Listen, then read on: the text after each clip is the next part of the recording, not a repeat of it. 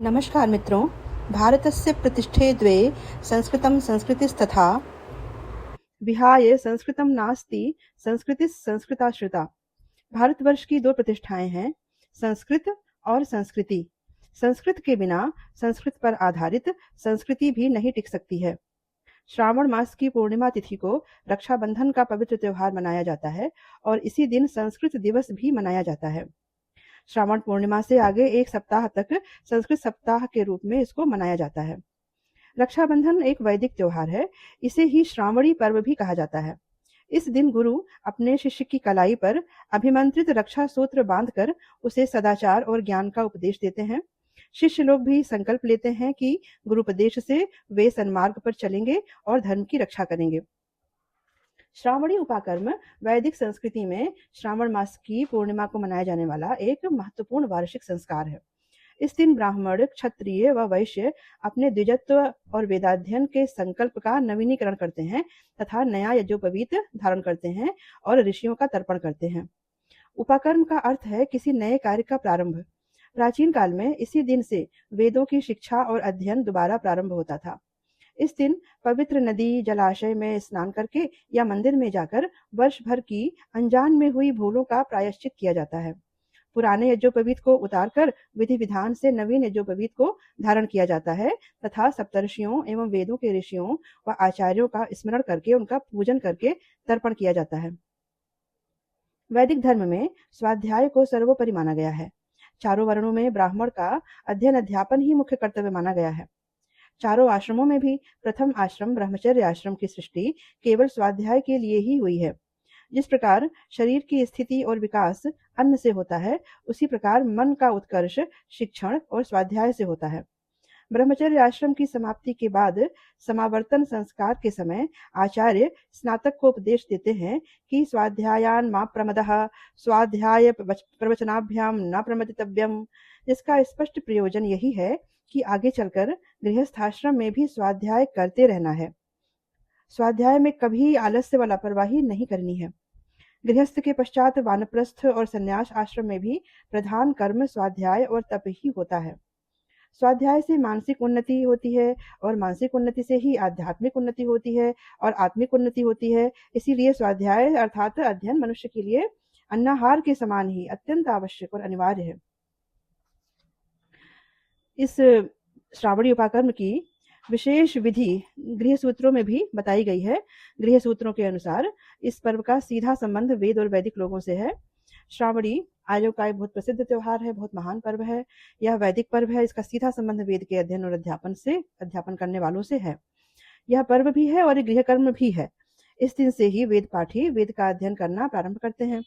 वर्षा के 4 महीने निरंतर वेदाध्ययन व वेद पाठ किया जाता था पहले, और फिर पौष मास में उत्सर्ग किया जाता था। इसका नाम श्रावणी पर्व इसलिए पड़ा कि श्रवण नक्षत्र से युक्त पूर्णिमा को यह पर्व होता है, इसलिए यह श्रावणी पर्व कहलाता है। स्वाध्याय आर्यों के जीवन का एक बहुत महत्वपूर्ण अंग है। स्वाध्याय में प्रमाद का हमारे शास्त्रों में निषेध किया गया है।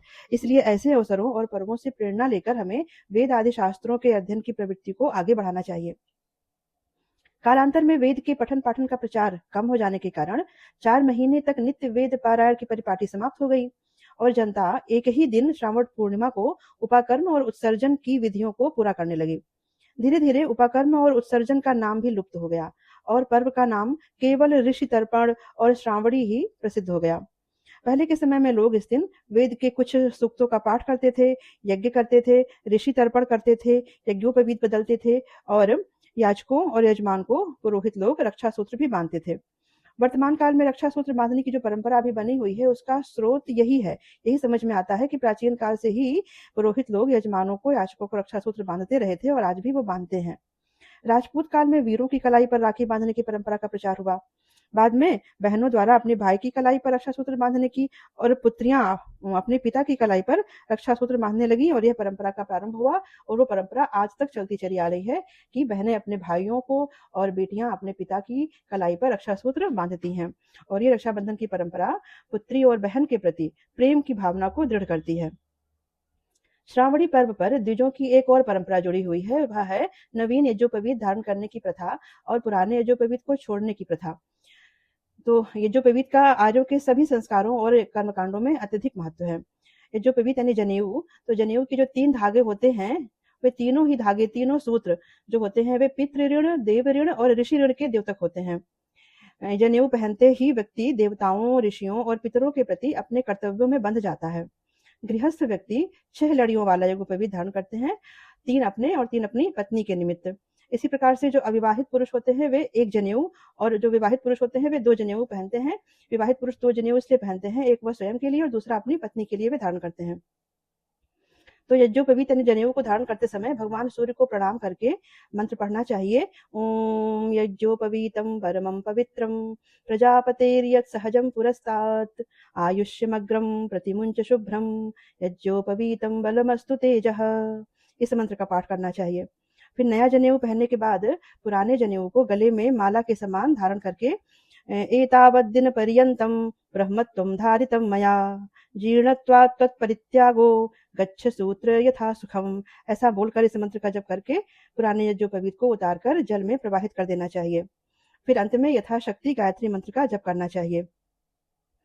अगर हम पौराणिक प्रसंग देखते हैं रक्षाबंधन पर्व के निमित्त, तो हम देखते हैं कि भविष्य पुराण में यह कथा आती है कि जब देवों और दानवों में युद्ध प्रारंभ हुआ और दानव देवों पर भारी पड़ने लगे, तब इंद्राणी ने देवराज इंद्र के हाथ पर मंत्र शक्ति से पवित्र करके रेशम का धागा बांधा था, जिससे इंद्र विजयी हो गए थे। वह दिन श्रावण पूर्णिमा का दिन था। इसी के साथ ही स्कंद पुराण, पद्म पुराण और श्रीमद् भागवत पुराण में रक्षाबंधन का प्रसंग प्राप्त होता है, जब भगवान श्री विष्णु ने वामन अवतार धारण किया था। दैत्यराज बलि से 3 पग भूमि की याचना कर उन्हें पाताल लोक का स्वामी बना दिया गया था, और तब राजा बलि ने अपनी भक्ति से भगवान विष्णु को प्रसन्न करके अपने साथ पाताल लोक में ले जाने का वचन ले लिया था। भगवान को वापस लाने के लिए नारद जी ने लक्ष्मी जी को उपाय बताया, जिससे देवी लक्ष्मी जी ने पाताल में जाकर राजा बलि को रक्षा सूत्र बांधकर अपना भाई बनाया और उपहार स्वरूप में अपने पति भगवान विष्णु को मांगकर अपने साथ वापस विष्णु लोक में ले आई। उस दिन भी श्रवण पूर्णिमा की ही तिथि थी। और महाभारत में भी प्रसंग आता है। महाभारत में जब भगवान श्री कृष्ण ने अपने सुदर्शन चक्र से शिशुपाल का वध किया था, तब उनकी तर्जनी उंगली में चोट लग गई थी। द्रौपदी ने अपनी साड़ी फाड़कर भगवान श्री कृष्ण की उंगली पर पट्टी बांधी थी। वह दिन भी श्रावण पूर्णिमा का ही दिन था। चीरहरण के समय भगवान ने द्रौपदी की साड़ी बढ़ाकर इस उपकार का बदला चुकाया था। इस प्रकार तभी से यह भावना चलती चली आ रही है। रक्षाबंधन सिर्फ भाई बहन के प्रेम का ही पर्व नहीं है, इसमें आध्यात्मिक, पौराणिक और ऐतिहासिक आयाम बहुत व्यापक हैं। रक्षा सूत्र बांधते समय हमें कौन सा मंत्र पढ़ना चाहिए वो मैं बताती हूँ।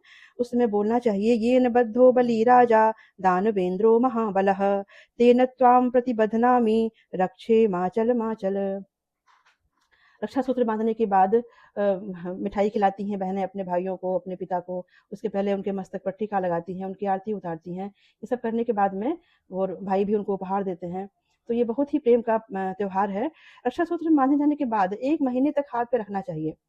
श्रावण पूर्णिमा को बांधने के बाद में भाद्रपद पूर्णिमा तक इसको अवश्य रखना चाहिए, या फिर दशहरा तक भी बांधे रखा जा सकता है। फिर खोलकर उसको जल में प्रवाहित कर देना चाहिए। यदि इस बीच में ही रक्षा सूत्र टूट जाता है या खंडित हो जाता है, तो उसे जल में प्रवाहित कर देना चाहिए। और रक्षा सूत्र बांधते समय 3 गांठें लगाना शुभ माना जाता है। 3 गांठें बांधकर बहन अपने भाई की काली कलाई पर रक्षा सूत्र बांधती है। आप सभी को रक्षाबंधन की ढेर सारी शुभकामना। आप सभी का जीवन खुशियों से भरा हो, आपकी सभी मनोकामनाएं पूर्ण हो।